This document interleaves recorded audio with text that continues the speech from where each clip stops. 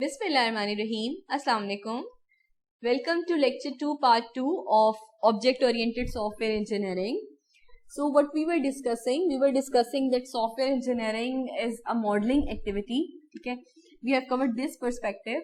So in today's lecture we will continue with this, that software engineering can be considered as a problem solving activity and can be considered as a knowledge acquisition activity.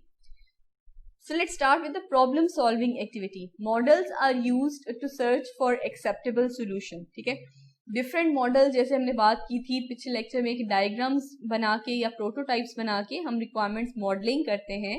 So that's why we can say software engineering is a modelling activity. So models को use करते हुए हम कोई acceptable solution की तरफ जाते हैं, propose करते हैं.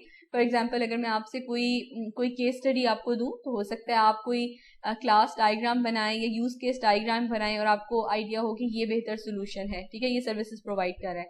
फिर आप उसको दोबारा देखें या कोई रिफाइन करें तो फिर आपको आइडिया हो नहीं ये फंक्शनैलिटी ठीक नहीं है, मुझे कोई और यूज केस या कोई और केस स्टडी कोई और एक्टर या कोई फंक्शन डालने की जरूरत है या यूज केस डालने की जरूरत है to complete that functionality. So we are open to this. हम उसको डिफरेंट सॉल्यूशंस प्रपोज करके फिर सर्च करते हैं कि उसमें से जो एक्सेप्टेबल सॉल्यूशन है वो कौन सा है. Constrained by budget and deadlines, as we all know कि जब हमें कोई प्रॉब्लम मिलती है, problem in means of this कि हमें अगर कोई केस स्टडी मिलती है जिसका हमने सॉफ्टवेयर बनाना होता है, सो हम अपनी तरफ से कोशिश करते हैं कि हमें उससे बेस्ट सॉफ्टवेयर बनाएं. ठीक है, मीन्स मैक्सिमम फीचर्स हम ऐड करें और ज़्यादा से ज़्यादा उसमें फंक्शनैलिटी हो, क्वालिटी भी उसकी मैक्सिमाइज होनी चाहिए. ठीक है, हम चाहते हैं क्वालिटी पे भी कोई कंप्रोमाइज़ ना हो और फीचर्स भी उसमें मैक्सिमम होने चाहिए. लेकिन इशू क्या होता है कि हम देखते हैं डेडलाइन. ठीक है, टाइम और बजट, ये हमारे पास चीज़ें होती हैं जिसके हिसाब से डेडलाइन और बजट, इनके हिसाब से हमें थोड़ा सा कंस्ट्रेन होना होता है. इन्हीं को कंस्ट्रेंट्स कहते हैं. ठीक है, ये हमें कंस्ट्रेन कर देते हैं हमारी जो अकॉर्डिंगली गोल है उससे. So rely on empirical methods to evaluate different alternatives.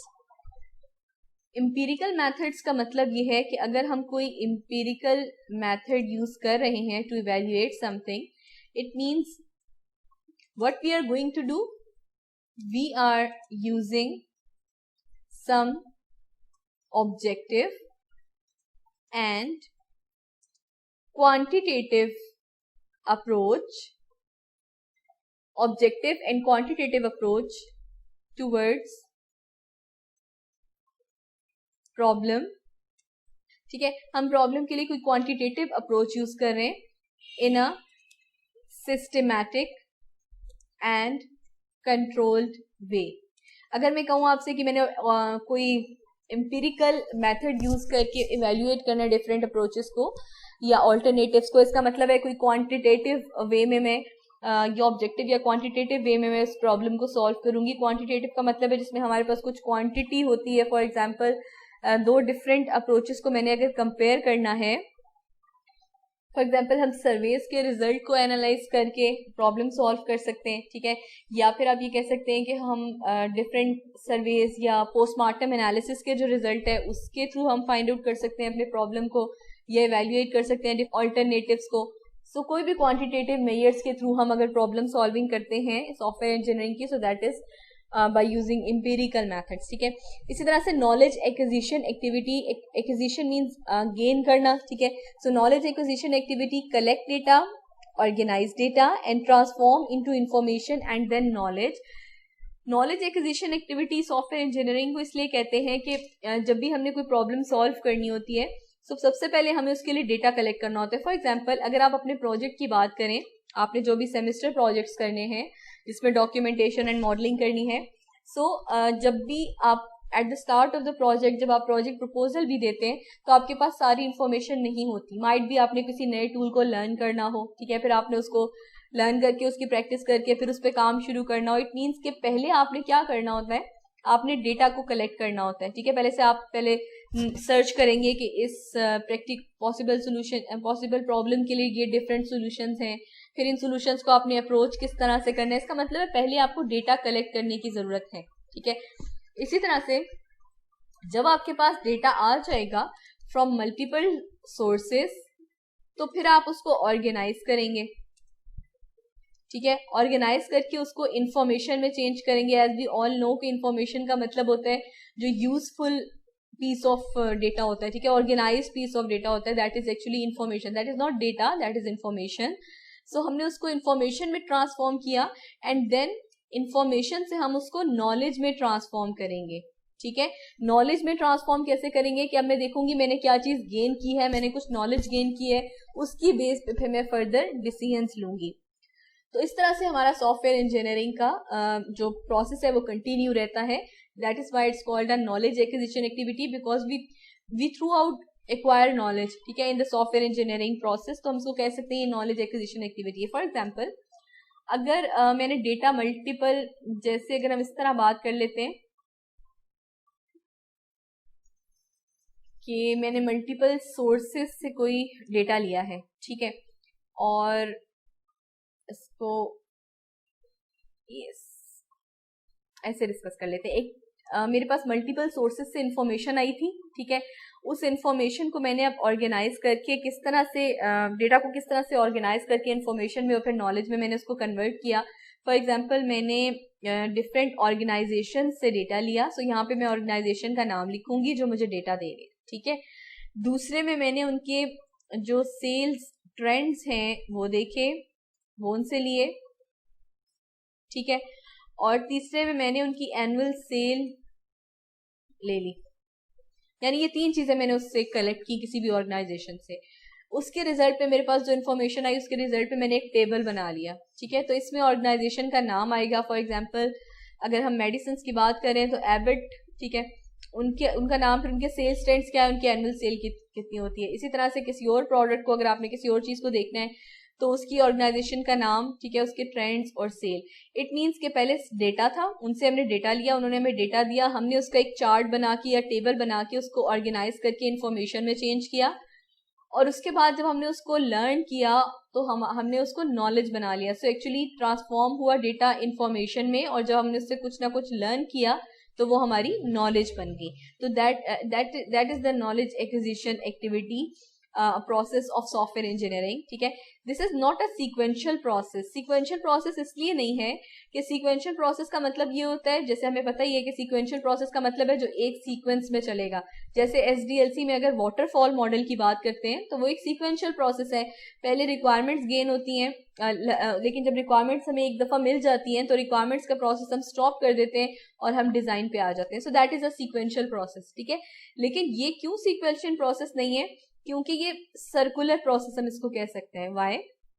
It means कि हमने पहले डेटा को कलेक्ट किया, ठीक है, और इंफॉर्मेशन में उसको प्रोसेस कर दिया, प्रोसेस करके उसको इंफॉर्मेशन बना दिया, या इवन उसको प्रोसेस करके हमने नॉलेज बना दिया।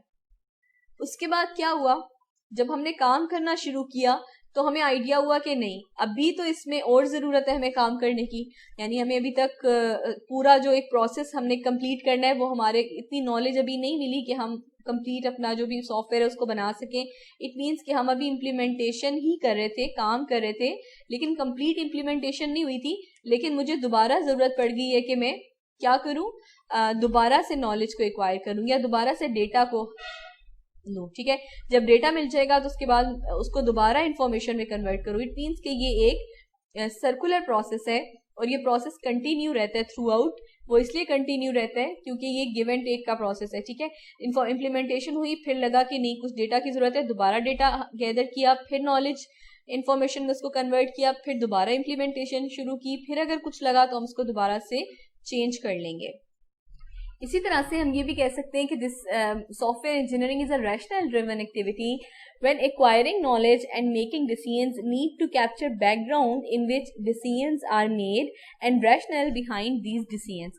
So rationale is basically background. तो हम कहते हैं कि ये भी कह सकते हैं कि बैकग्राउंड को यूज करते हुए हमें ये रैशनल ड्रिवन एक्टिविटी है कि हमें बैकग्राउंड को यूज करते हुए सॉफ्टवेयर इंजीनियरिंग का प्रोसेस कंटिन्यू करना होता है थ्रू आउट पूरा बैकग्राउंड। जब हमें यह पर्सपेक्टिव मिल जाता है किसी प्रोडक्ट का तो फिर हम उसका सॉफ्टवेयर इंजीनियरिंग का प्रोसेस जो है वो कंटिन्यू कर सकते हैं। When acquiring knowledge and making decisions, decisions means कि अभी हमने अगर ऑब्जेक्ट ओरिएंटेड प्रोग्रामिंग की बात करें तो हमने ये डिसीजन लेना है कि हम इसकी कितनी ऑब्जेक्ट्स और कितनी क्लासेस बनाएंगे। So need to capture background in which decisions are made.